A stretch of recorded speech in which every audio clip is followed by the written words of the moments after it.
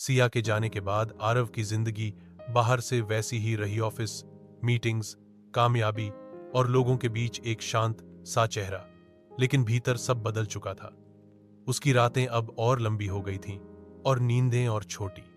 उसे किसी से शिकायत नहीं थी, सिर्फ एक आदत छूट गई थी सिया की। उसे बात किए हुए महीने बीत चुके थे और आरव अब समझ गया था कि ये मोहब्बत अब वापस नहीं आएगी। लेकिन कुछ एहसास ऐसे होते हैं जो लौटते नहीं, बस आकार बदल लेते हैं। उसने लिखना शुरू किया। शुरुआत में सिर्फ डायरी में 1-2 लाइनें होती थीं। कभी कोई अधूरी कविता, कभी कोई खामोश चिट्ठी जिसे कभी भेजा नहीं जाना था।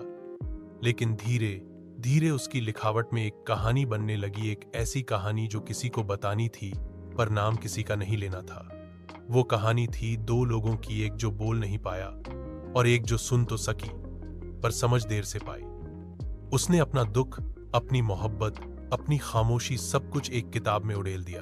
किताब का नाम रखा एक खामोशी का सफर। न कोई लेखक परिचय, न फोटो, बस एक नामा। वी पब्लिशर को जब वो स्क्रिप्ट मिली तो उन्होंने कहा, ये दर्द नहीं, ये आग है, ये बिकेगी। आरव ने बस कहा, बिके या ना बिके, मुझे अब बस हल्का होना था।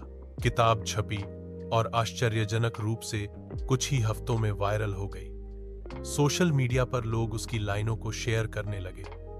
कुछ मोहब्बतें जुबान नहीं मांगती, बस थोड़ी सी जगह चाहती हैं दिल में। किसी को नहीं पता था कि ये कहानी सच थी और किसी को ये भी नहीं पता था कि AV दरअसल आरव वर्मा था। लंदन में एक दिन एक बुक स्टोर में सिया घूम रही थी। एक लड़की जोर से बोल रही थी, आपने खामोशी का सफर पढ़ी है? Oh my God, it's so painful and beautiful. Siya की नजर गई। उसने किताब उठाई। कवर पर कुछ नहीं, बस एक धुंधली तस्वीर और नीचे 2 अक्षर आ, वी। उसका दिल धड़क उठा। वो जानती थी ये वही है, वो वही है। उसने वहीं बैठकर पूरी किताब पढ़नी शुरू की। हर शब्द जैसे उसके नाम लिखा गया हो।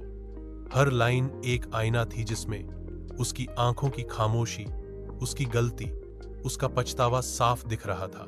आखिरी पन्ने पर एक पंक्ति थी, अगर तू पढ़ रही है तो जान ले, मैं अब भी वही हूं जहां तूने अलविदा कहा था। सिया की आंखों से आंसू गिर पड़े। उसकी उंगलियां कांपने लगीं। अब उसे कोई सफाई नहीं देनी थी, कोई सवाल नहीं पूछना था, उसे सिर्फ लौटना था, बस एक बार और।